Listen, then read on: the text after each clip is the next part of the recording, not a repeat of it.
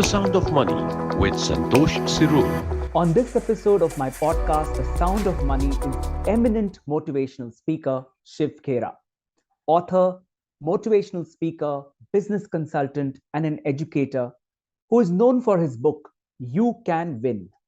And today he talks about his new book, You Can Achieve More. He shares his personal journey from his early life, being a car washer, to selling insurance, and then on to a motivational speaker.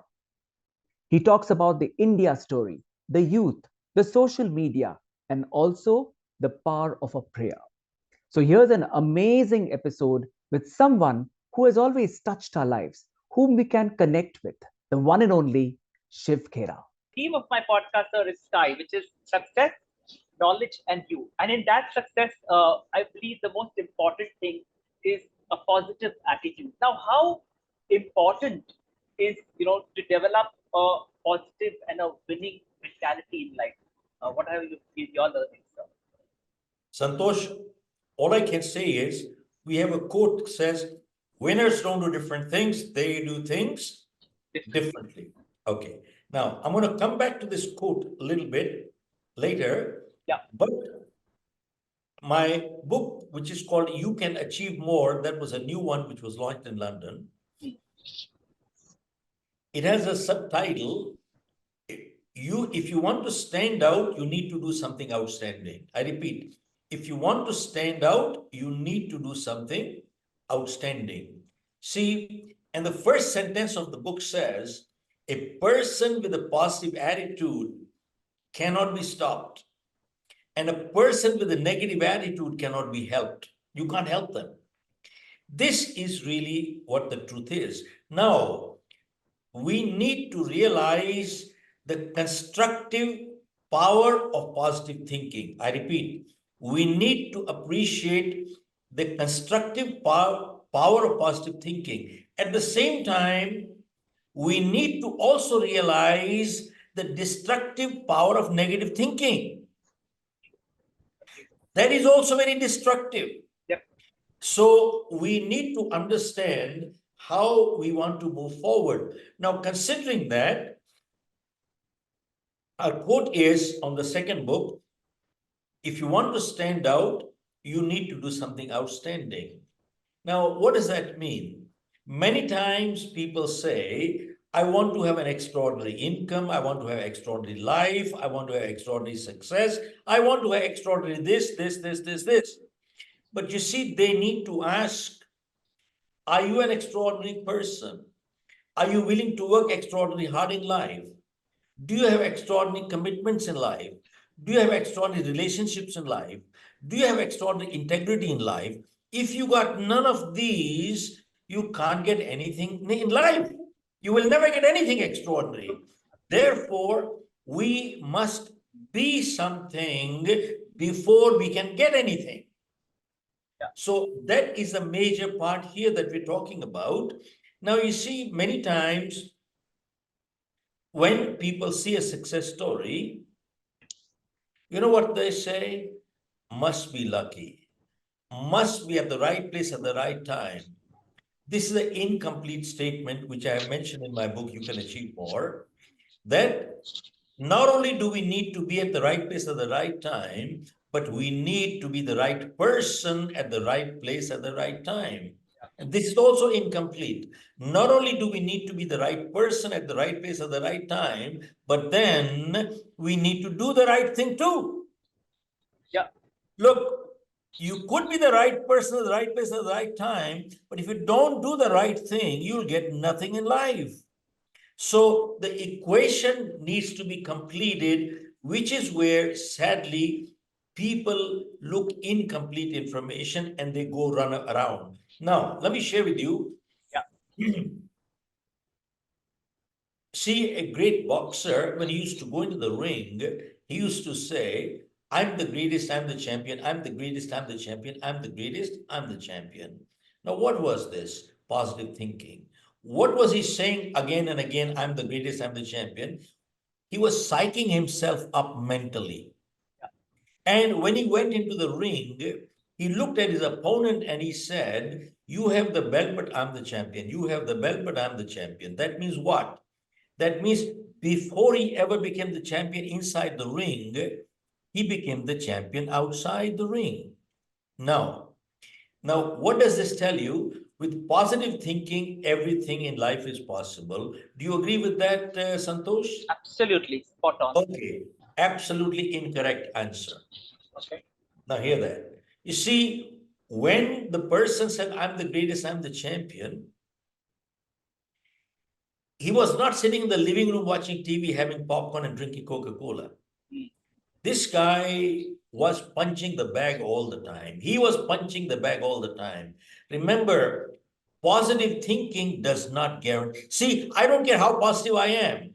I cannot do a kidney transplant on you and have you live. You'd be dead. Agree. See, positive thinking does not guarantee success.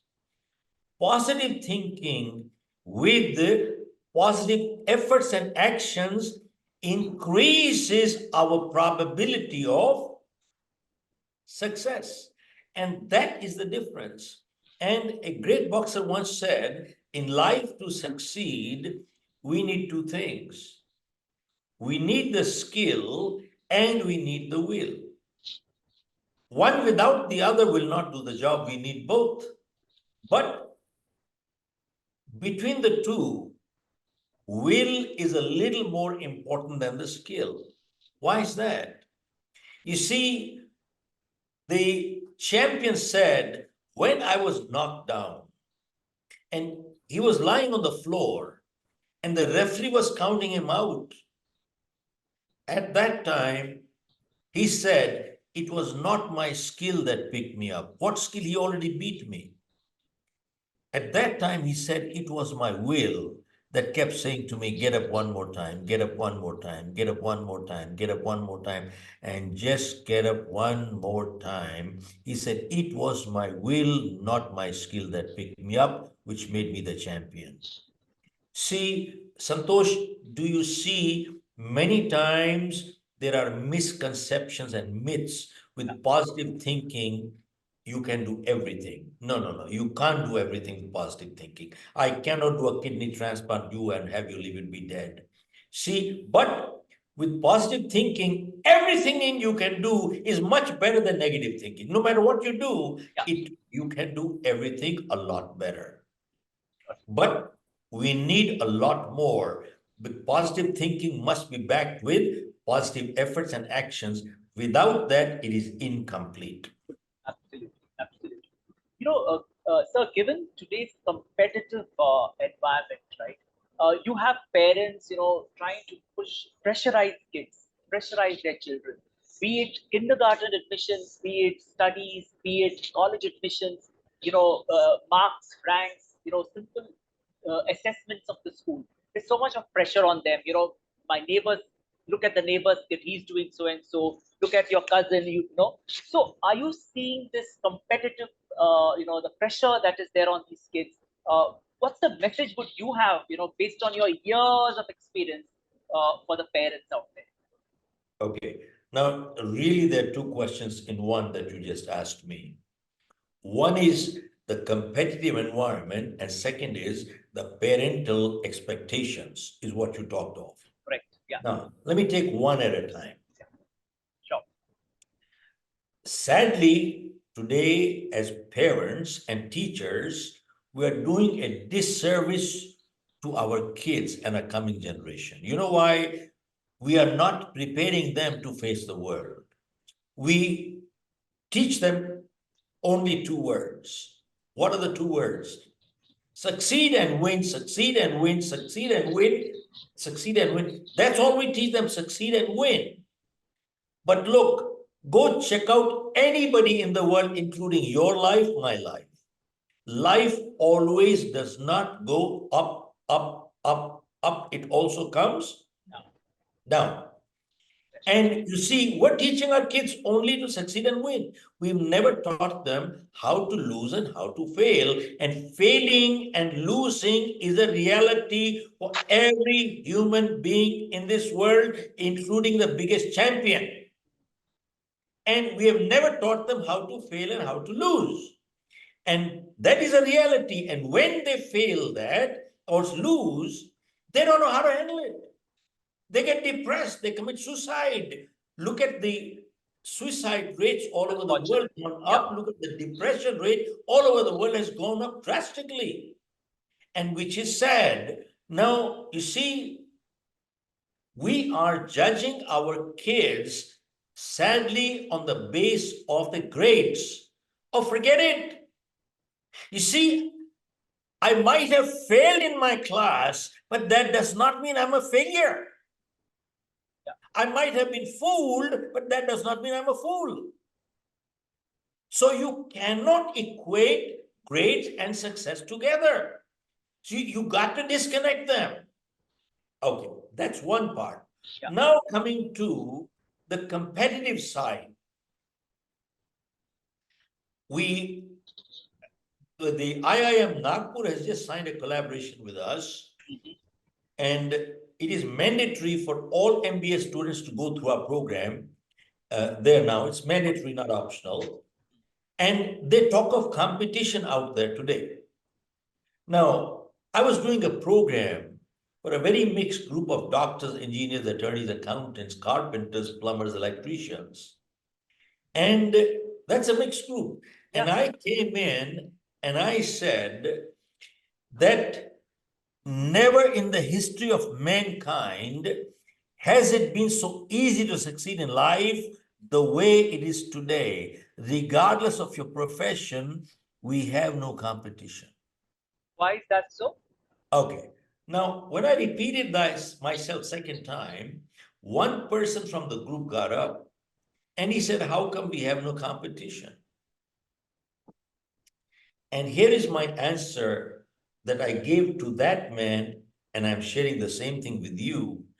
And my question was to them and you is, Sir Santosh, how many people do you know right now walking off the street who are willing to do a little bit more than what they get paid for? How many? Answer is? I just can't tell you. There's no number. Hardly any. Hardly any. Absolutely. Most people don't even want to do what they get paid for. There's a second big category of people who only want to do what they can get by with. Yeah. And there's a very small fraction of people who are willing to do a little bit more than what they get paid for. And I asked him, and I'm asking you, if you fall in that small fraction, I don't care what your profession is. Tell me, where's your competition? You can't even find a good accountant today. You can't find a good attorney today. You can't find a good carpenter. You can't find a good plumber. You can't find a good anything. Question is, are you willing to do a little bit more than what you get paid for? And that is the key. Now, you look at this. If you look at life histories of people who have succeeded in life, or even organizations that have succeeded in life, and then sustained success. Santosh, there are two things. One, success, two, sustaining success. You see, those who have succeeded, then sustained success, and then maintained goodwill, they have lived by this one principle. That I shall always give more than what I get to my family. I shall always give more than what I get to my organization. I shall always give more than what I get to my country. And I shall always give more than what I get to my society and my country. Go check out people who have succeeded. They have lived by this one little principle. And I'm grateful to God. In the last 35 years, we have not made outbound calls for corporate business, though we make outbound calls when we do public programs. But she's been inbound. Why is that? You see, our commitment, and let me share with you, are we the most qualified people out there? Answer is no. My academics are, I'm a BCom 3rd division, failed in my 10th. And there are many, many more qualified people than me. But why do our clients hire us? Not because we are the smartest people, Our clients hire us for only one reason, because our commitment to them is never 100%. It is always 200%. Tell me, where's the competition? So let me put that question to rest in your mind. What about competition? Because sadly today, NASDAQ did a study which said 90% of graduates that are coming out from schools and colleges, they are unemployable. You can't employ them. And the balance 10% is also a question mark, which was said by Narayan Murthy. And I agree with Narayan Murthy, and that includes the IIMs and IITs too. So we have to understand, and sadly today, these schools and colleges are giving such high expectations to them. True. The expectations are so high. Yeah. And when they graduate from there, they get a piece of paper. Yeah. And the expectations are so high, they all want to start as CEOs. Yeah, absolutely. They think they know everything, but understand nothing. No wonder you have such attritions. Yeah. No wonder you have such high attritions today. Yeah. You can't hire them. And if you hire them, you can't keep them. True. They won't continue too long. The expectations That's are on a right. very different level, right? Absolutely different level. They don't understand. Yeah. Yeah. So this is where we are talking of a disconnect. And maybe technically they understand that, but you know, their attitude and values are totally messed up. Yeah. Yeah. Now, do you realize what is the difference between skill and competence? Skill is an ability. Competence is ability along with the willingness and the desire to do the job. There are many skillful people who are totally incompetent. Yeah. Totally incompetent. So this is really what we are talking about. And let me share with you why I use the word competence here. Yeah. Because there is a lot of emphasis on skill development by companies, by countries also, Absolutely. Yeah. But my contention is that companies and countries are not built on skills.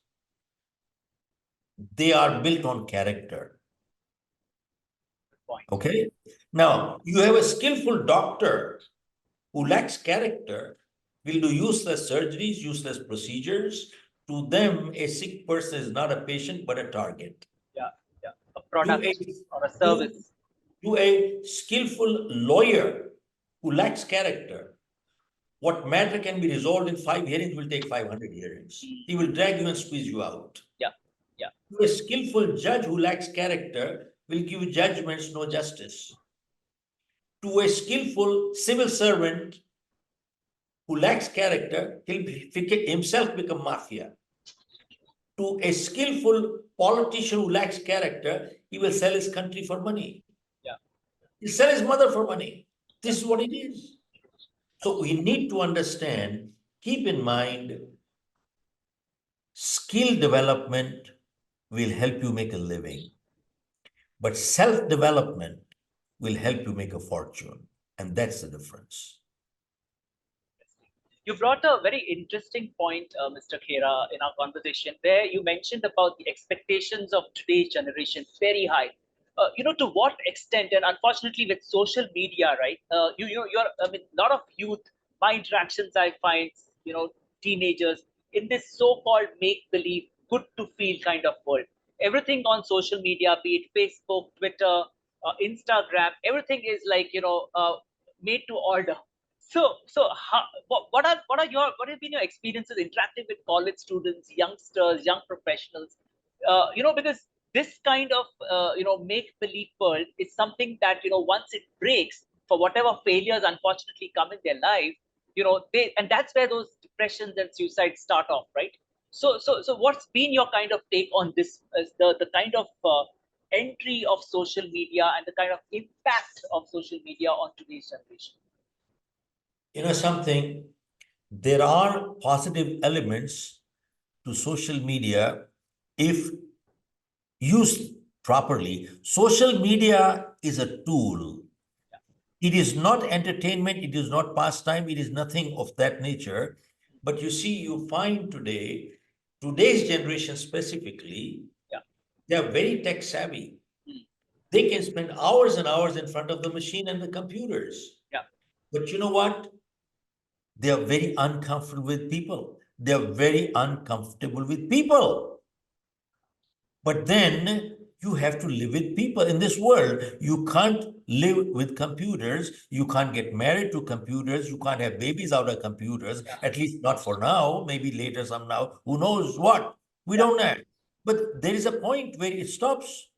And all we are talking is, especially the technology and the robotics that is coming up with the AI. Everybody's talking AI, AI, AI. Yeah, fine. AI is coming, and it will probably dislodge and dislocate many jobs today, and partly rightly so. Yeah. Rightly so. You see, keep in mind, there was a study done by Gallup in the US which said 63% of people who go to work, they're disengaged. Means they don't do the job.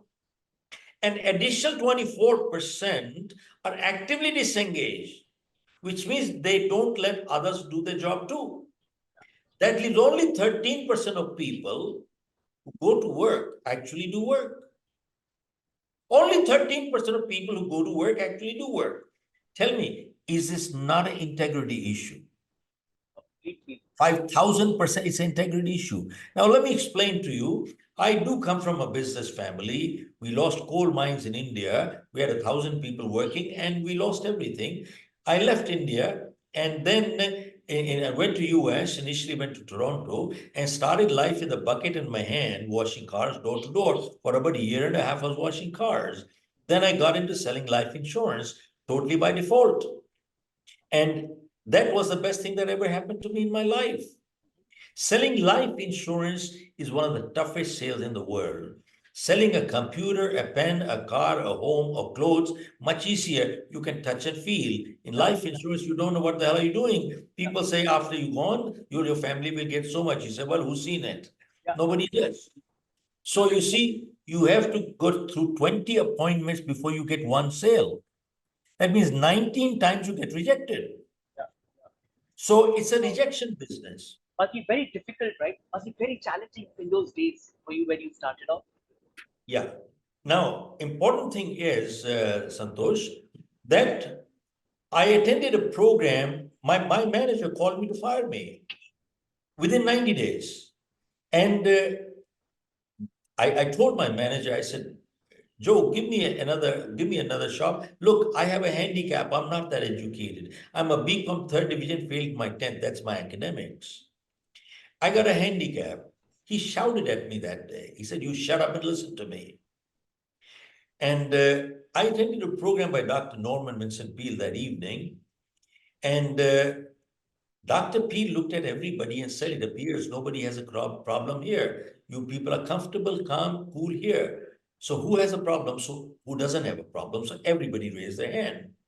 Then Dr. Peale said, how many people would like to get rid of their problem? Again, everybody raised their hand. And that day, Dr. Peale said, look, I just came across a place 200 yards away from here where I saw some people lying down, stretched out comfortably, totally relaxed. They had no problem whatsoever. How many people would like to know where that place is? Again, everybody raised their hand. And then Dr. Peale said, 2 blocks away from here, there is a cemetery. There are people lying there, stretched out, comfortable, totally relaxed. They have no problem whatsoever. Then he asked, how many people would like to get rid of the problem? Nobody raised their hand. And that day, Dr. Peale said, remember, problem is a sign of life.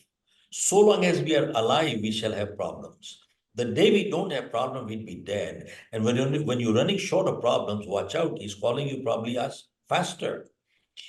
And he said, what I cannot change, let me accept it graciously, not grudgingly. Now, question is, can we change everything in this world to suit ourselves? Answer is no. There are many things beyond us, such as I didn't choose my parents, neither did you. I didn't decide where I was going to be born, neither did you. If this is my height and the color of my skin, there's nothing I can do about it. And granted, people are born deformed sometimes, and sometimes bad things do happen to good people for no fault of their own. What wrong did they do? Who knows? So it says, what I cannot change, let me accept it graciously, not grudgingly. And if I can change, then give me the courage to do it. Because many times in life, we keep fighting the things we just cannot change. And we bring stress into our lives, we become paralyzed, and we become totally unproductive.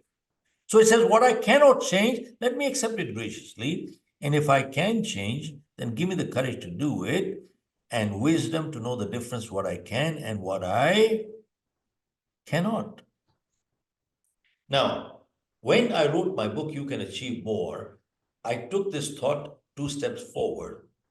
And I wrote in my book that life is full of choices and life is full of compromises. Seems like a contradiction, but not really. Now, how is life full of choices? If I ill-treat you, I've chosen to be ill-treated, haven't I? If I treat you with discourtesy, I've chosen to be treated with discourtesy, haven't I? If I light up a cigarette, I've chosen to invite cancer, haven't I? And if I drink and drive, I've chosen to invite an accident, haven't I? And if I exercise every day, I've chosen to invite good health, haven't I? If I eat too much every day, I've chosen to be obese, haven't I? And hear this, if I tell lies, I've chosen to lose my credibility, haven't I? See, life is full of choices. Now, the next sentence is very important. We are all free to the point of choice. But after we make our choices, the choice controls the chooser. We have no more choice after that. Then the choice controls the chooser. See, now how is life full of compromises? As somebody said, well, in life, we cannot choose the cards that are dealt to us. What we can choose how we play the game. And sometimes nature gives us lemon. The choice is ours. Do we cry or do we make lemonade? That's our choice. Now, sometimes, Santosh, people ask me, Mr. Khera, people who are successful, don't they make mistakes? And people who fail, don't they do positive things in life? Yeah. And my answer is that people who succeed in life, they do make mistakes. But remember, making a mistake once in a while does not bring failure. Repeating the same mistake again and again is what brings failure. And doing something positive once in a while does not bring success either. Repeating the same positive behavior again and again is what brings success. So what is success? Remember, success is a habit, and so is failure. There are some people, no matter what they do, they succeed always. There are some people, no matter what they do, they fail always. So what is it? Success is a habit, so is failure. And let me qualify, if I have your permission to continue, on my quote, winners don't do different things, they do things differently. And many times people ask me, Mr. Khera, what do winners do differently? And my answer is, winners form the habit of doing things losers don't like to do. And what are the things losers don't like to do? They're the same things winners don't like to do either, but they do it anyway. See, losers don't like to get up in the morning. Winners don't like to get up in the morning either. They get up anyway. Losers don't like to work hard. Winners don't like to work hard either, but they work hard anyway. See, winners form the habit of doing things losers don't like to do. Means it is habitual. It comes to them naturally. Their reflexes are moving like that. See, Santosh, I don't care how old we are. Our parents said one thing: form good habits, and habits form characters. Because 90% of our behavior is habitual. We don't think, we just act. And if we have positive habits, we are a positive character. And if we have negative habits, we are a negative character. And good habits are hard to come by, but they're easy to live with. And bad habits come easy, but they're hard to live with. And before we got the habits got us. Are you with me? Absolutely. Absolutely. See, this is what we are talking of. Now, sometimes people say, this guy is just lucky. Every time he touches dirt, becomes gold. And this person is just unlucky. Every time he touches gold, becomes dirt. Right. Now, there's a lot of truth in this statement, minus the word luck. See, when we say this person is just lucky, every time he touches dirt, becomes gold, analyze their life. Analyze every transaction in their life, and you will find the positive behavior has become habitual. Every time they do it right, it happens right, their reflexes move right. Yeah. And the person you call unlucky, analyze their life, analyze every transaction in their life, and you will find the negative behavior has become habitual. Every time they do it wrong, it happens wrong because the reflex are moving wrong. Now, why am I sharing this with you? For one reason, if we have to think to do the right thing, it must come automatic. It must become a habit to all of us. See, in martial art, when kids learn martial art from white belt, yellow, orange, green, purple, brown, black belt, 5 years later, even after they get the black belt, they're still practicing the same thing: block, punch, block, punch, block, punch, block, punch. Why? Because the teacher wants the block and punch into reflex action. Wow. Yeah. Why? Because the teacher realizes that if the student is ever in a street fight, if he has to think to block and punch, he'll get beaten up. Yeah. A martial arts student never has to think to block and punch. They never commit their blow till you commit. And after you commit, the reflexes move so fast, all it takes is on, it's all over. Absolutely. Same thing in defense services. Yeah. Are you aware that 60 to 70% of the career in the defense services goes into simulation of warfare? Now, what is simulation of warfare? They play war games as if there's a real war going on right now. Why? Because they want to get into reflex action. Why? Because they realize that when there's a real war, if they have to think to fight a war, do you think they can ever fight a war? Answer is never. So, my friend, I'm bringing it again and again that if we want to do anything well with proficiency, it must come automatic. It must become a reflex action. And if we have to think to do the right thing, we can never do it right. Sir, are you with me? Absolutely. Fantastic. Fantastic. And you articulated it so very well. Let me come back to my story. We'll reconnect here. Yes, please. You see, after I attended Dr. Peel's program, I went back to my manager and I said, Joe, give me one more shot. Don't fire me. Because if you fire me today, I don't know where to go. And the only place I know where to go is go back to washing cars. And I said, I don't want to do that anymore. I got a family to support. I have a little daughter. And I said to him, I said, Joe, I make one commitment to you. I will not let you down because of my effort. But please withdraw the papers. He looked at me and he said, Shiv, that's not your small one, that's your big one. And he said, I'll let you stay here only if you make a commitment not to me, but to yourself. I'll let you stay. And Santosh, that day I made a commitment. And that was one of the turning points in my life. And don't we all have some turning points? True? And that day, he withdrew the papers. And that year, I went ahead, sold close to $1 million. Wow. Next year, 3 million. Year after, 5 million. I moved on to the US. I got into 3 businesses. I bought out a company out of California in 1984, started the New Jersey operation with no clients, and I sold my company with close to 500 clients for a decent sum. Now, why do I share my life with you? Yeah. For a few reasons. Number one,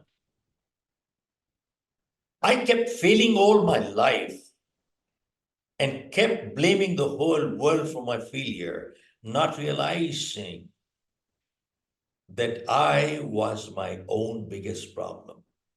Nothing changed outside, but something changed inside here, and the direction in my life changed. And let me ask you, many times in life, aren't we our own biggest problem? Absolutely. In fact, most of the time we are. Most of the time, absolutely. We have our own And, perception, right, of our own self. and the second lesson I learned was when my manager said to me, "You shut up and listen to me." He really shouted at me that day. And I'm glad he did. And later on, I realized it was not anger, it was concern. And he said to me, he said, "You shut up and listen to me." And that day I understood one thing, that sometimes in life, you got to be unkind to be kind. I repeat one more time. Sometimes in life, you got to be unkind to be kind. And remember, parenting is not a popularity contest. Leadership is not a popularity contest. We need to do the right thing. And the third lesson that I learned from this guy was, see, Santosh, I was on 100% commission. Okay. Now, if I didn't sell, I wouldn't get any money. And I had no money. Yeah. But I saw in my company, there were some people who were getting salaries, but they were not doing the job. And that is the time, almost 45 years ago, I learned the difference between making money versus earning money. Making money is criminal. Earning money is spiritual. And what's the difference? When you earn money, you put your energy and ethics behind it. And sadly today, most people want to make money, very few want to earn it. Now, you see, this is a very crucial matter that we are talking.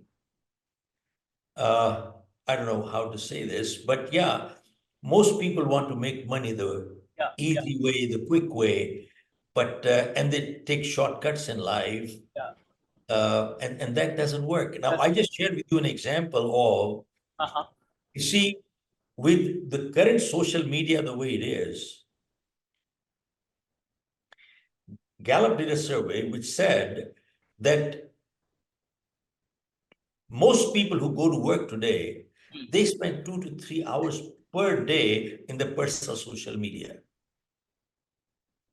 Now tell me, is that what we're getting paid for? And when somebody steals your wallet from your pocket, what do you call that person? A thief. And when we do all these things, what are we? We're thieves too. See, this is the difference between making money versus earning money. See, making money is criminal, earning money is spiritual. You brought this spiritual element, and I've heard you often on a couple of other podcasts that have been read in your books, in your interviews. The power of prayer, how important it is to you, and I think that really brings a lot of satisfaction, contentment. The one who practices it. What's been your experience? I wrote a quote in the other day that spend your money on the things that money can buy, but spend your time on the things money just cannot buy. I repeat, spend your money on the things money can buy, but spend your time on the things money cannot buy. And remember, the most precious things in life, money just cannot buy. See, Santosh, money can buy you amusement, but not happiness. Money can buy you a bed, but not sleep. Money can buy you books, but not wisdom. Okay. Yeah. Money can buy you a companion, but not a friend. Money can buy you a clock, but not more time. Yeah? Money can buy you food, but not appetite. Yeah? Absolutely.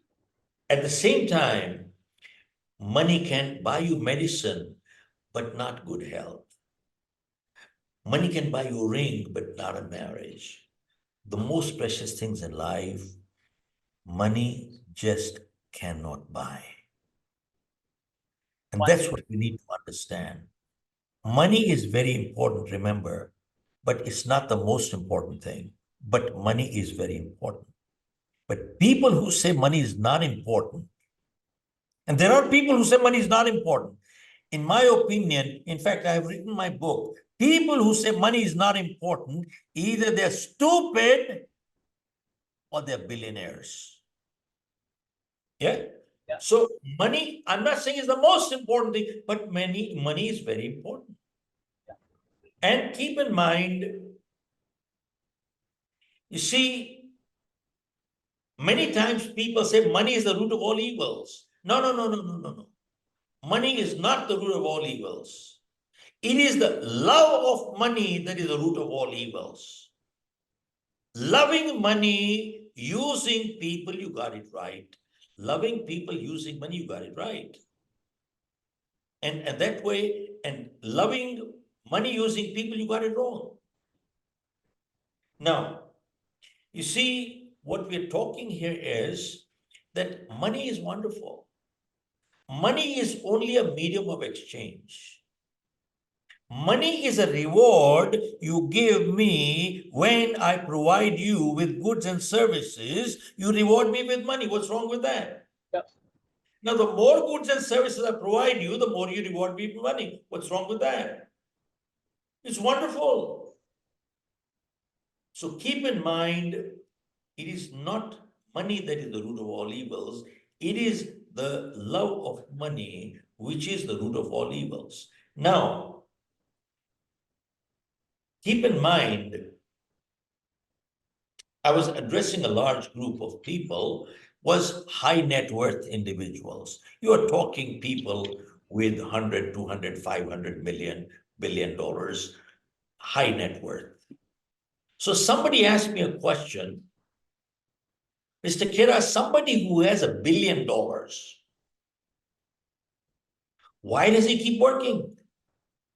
He doesn't need it. Probably many generations don't need it. Yeah. But a person who is a billionaire, why do they keep working and getting more and more and more? So I said, look, there are two kinds of multimillionaires and billionaires, two kinds. One kind is who's suffering from inferiority complex. That multimillionaire is making more to keep a score. To keep a score.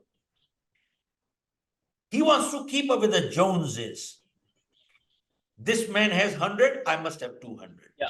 He's got 200, I must have 300 million. He's got 300, I must have 4. If I have less than him, I'm inferior. Yeah. So he is hiding his inferiority by making more and more and more. And that person is like a snake who sits on his money, does nothing, does nothing. That's a snake who's living from inferiority complex and only making more and more to hide his inferiority, because he is comparing with the Joneses there. Yeah. Correct. They have this one car, I have 2 cars. You have 5 cars, I must have 10 cars. I mean, that's the way they're calculating. But there's another breed of billionaires who make more and more because they are like people like the Warren Buffett or the Tata Group. Warren Buffett gave 50, $60 billion in charity. Yep. Tata's gives away 66% of the money in charity. See, what they're saying is, the more I have, the more I give, the more I have, the more I give, the more I have, the more I give. You see, this is that kind of a billionaire. Now, let me conclude what the end result is. In my program, leadership, we do a 4-day leadership program, and we do talk about money. And many times people say, Mr. Khera, you do talk about money. I said, yes, money is important. And why I talk? Because I learned one thing in my life, that money in good hands always does good, and money in evil hands always does evil. So I tell people in my program, my leadership program, that it is the moral obligation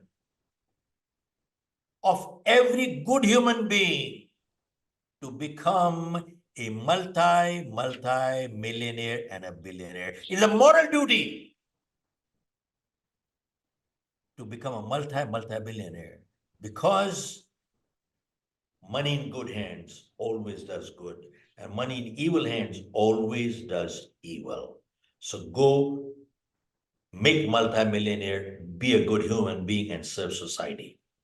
Amazing. Amazing, sir. Mr. Khera, do you believe in the power of prayer? What is your Yes, I do. Yes, I do. If you could share your experiences, what's been your, I'm sure listeners, your audiences may have been even asking you about it. They have expressed about it. What's been your take on this? Look, first of all, have you ever analyzed what's a prayer? A prayer, whether in mantras in Sanskrit, whether you have the verses from the Bibles, or wherever you look at anywhere, Yeah. you looking at there that there is some superpower which is called God. Yeah. Okay. And that superpower somehow gives us the power to operate on this surface, on this earth. Superpower is not here. It is omnipotent. Now, let me share with you, whenever we think and talk of human potential, there are only two sources of references. Only two sources. See, some things will always remain a mystery. And whenever we don't understand something, there's no explanation to it, then what do we call it? Either it's a mystery or a miracle. Mystery or a miracle. So, whenever we talk of human potential, there are only two sources of references. One is theology, second is science. There is no third source. So a man went to a theologian, asked him, why do I breathe the way I do? Why does the wall stand the way it does? Why does the world move the way it does? What is the reason behind? So the man theologian said, it is because of God. So he asked, what is God? He said, God can neither be created nor destroyed, evenly present everywhere all the time. That's God. Okay.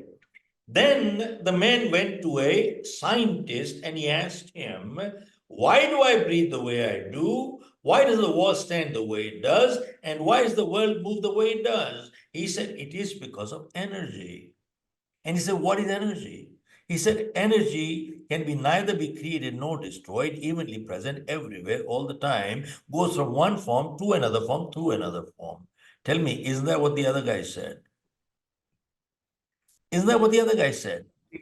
So you see what I'm saying is that this is really, some things are a mystery. Yeah.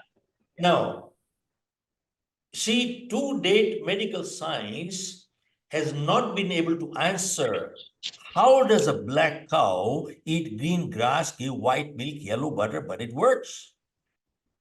Medical doctors have not been able to understand, but it works. Yeah. Now you see, so long, some things we won't understand at all. Yeah. And there are some people who will keep dissecting the roots and there are some people who will keep eating the fruits. Now, I'm not here to dissect the roots. Let people do it who want to dissect the roots, let them, it's their job. But so long as we understand how the laws, how nature operates, and if you use those laws to help you move forward, you succeed. And that's what our job is, to take it forward. So prayer, when you ask, why do I pray? Have I seen God? Do I know what is God? Where is God? Who is God? Do I have an answer? No, I don't. But then why do I pray? I pray because all this globe, all this galaxy, the stars, the moons, the sun, everything, the flora, the fauna, everything in this globe, everywhere, and the outer globe, we don't know. First of all, it is not the creation of any human being. It is not, cannot. Yeah. So if it is not the creation of human being, then it's got to be superhuman. Then if it is superhuman, then it has to be superpower. Yeah. Yeah. So that superpower is what I call God. That's it. Yeah. Yeah. I don't know beyond it. Absolutely. Absolutely. But it works. Yeah. You see, nature has created 4 seasons. Nature has created 4 seasons. But can you and I decide, no, you call God and say, God, no, I don't want 4 seasons. Give me 3 summers and 1 winter. Can you do that? No, it doesn't work that way. Yeah. Doesn't. Can you call and say, God, no, God, give me 1 monsoon and 3 winters. Can you do that? I choose it. No, sorry. Whether you like it or not, that's the way it is. Completely. Beautifully explained. Absolutely. A lot of youth today have self-doubt, inferiority complex, right? Whether will I do it or not? Can I perform? That the losing of that self-confidence. What is your message for this youth? Come again, repeat your question, please, one more time. A lot of youth today do have this issue of less confidence, self-doubt. They're not too sure whether they are doing the right thing. They think it will be a failure. They can't accept failures, as we spoke earlier. What is your message for such youth? I don't blame the youth. Reason being, tell me, what is the kind of role models they have today? All they see is, look, in our parliament, there are almost 50% of people with criminal records, including state legislators also, 50% with criminal records. And all they see is that the guy, when he got into politics, he did not even have a cup of tea, he did not have a clothes, and he was riding on a bicycle. And now he's got cars worth 20 crores and he's got bungalows worth 200 crores. And so what are the role models here? And this is what they are learning, sadly. Now, for that reason, hear this, for that reason, I'm filing a PIL on NOTA. You understand what NOTA is all about? Not to vote, NOTA, right? none of the above. Yeah. It was my petition on which it went 20 years ago, and NOTA was introduced, but our judiciary, sadly to say, I don't want to use any words, but it is totally embarrassing, and I think it was unpatriotic on their part to have not done the job properly in the NOTA part. You see, today 50% people go to vote. Now, why don't the balanced people go to vote? And because people abstain from voting, they say, who do I vote for? All of them are criminal records. All of them are criminal records. Now, so they say, why go to vote? Now, if I don't go to vote, I'm not a good citizen.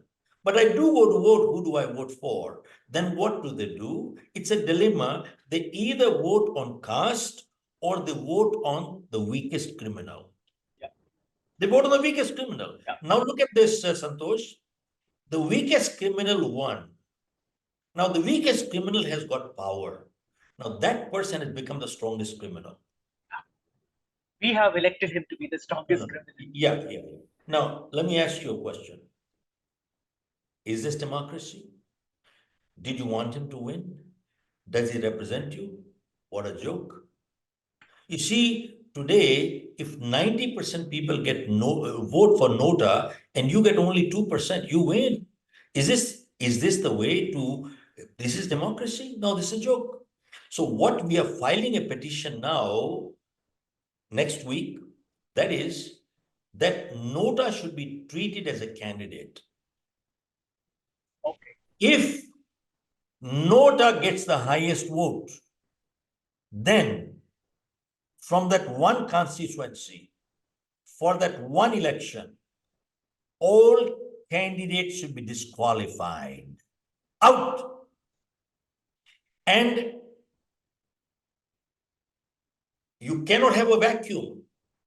That will immediately open up the doors for good people to come in, number one. Number two, it will force the political parties to field good candidates because now they know they can be rejected. See, right now, they know a criminal and they put a criminal on purpose as a candidate. Why? He will win.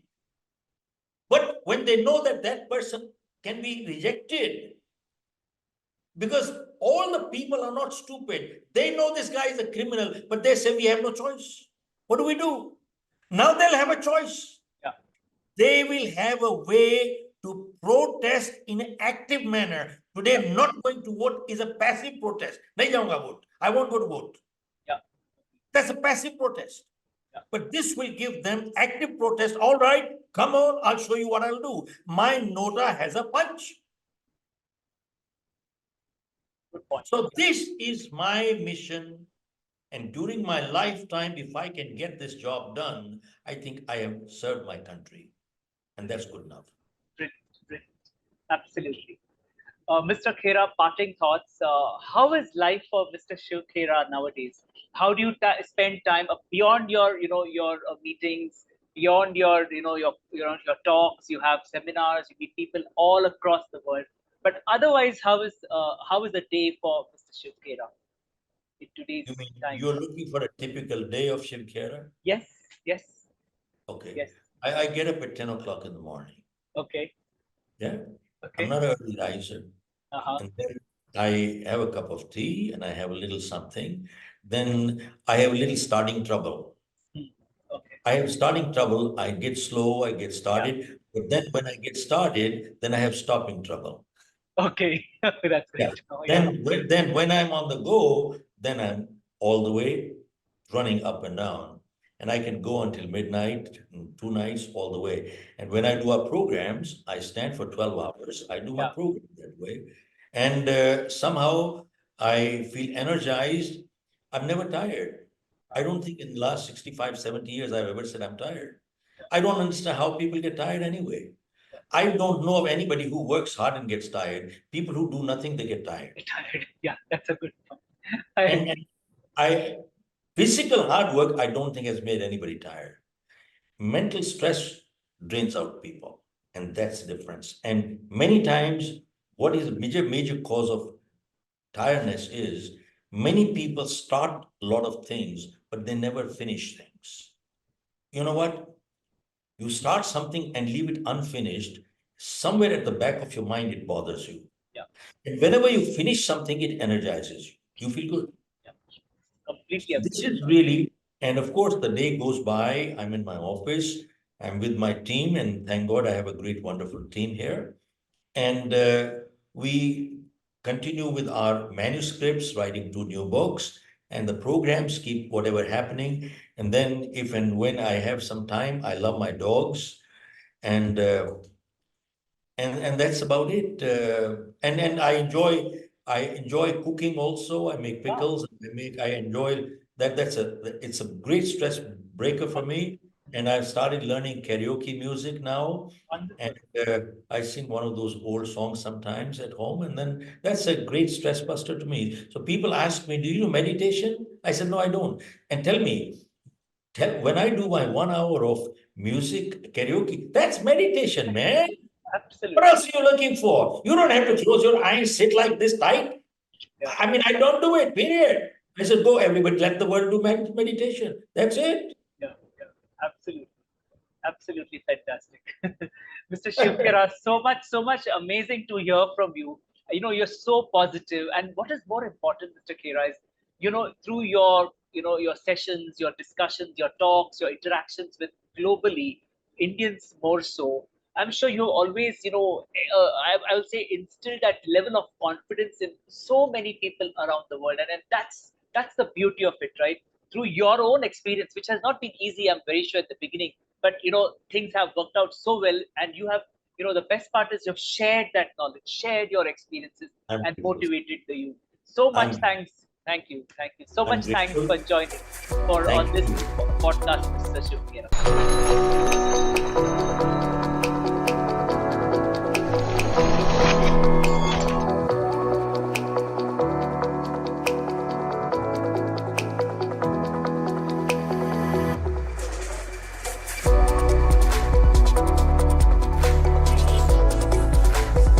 The Sound of Money with Santosh Sirur.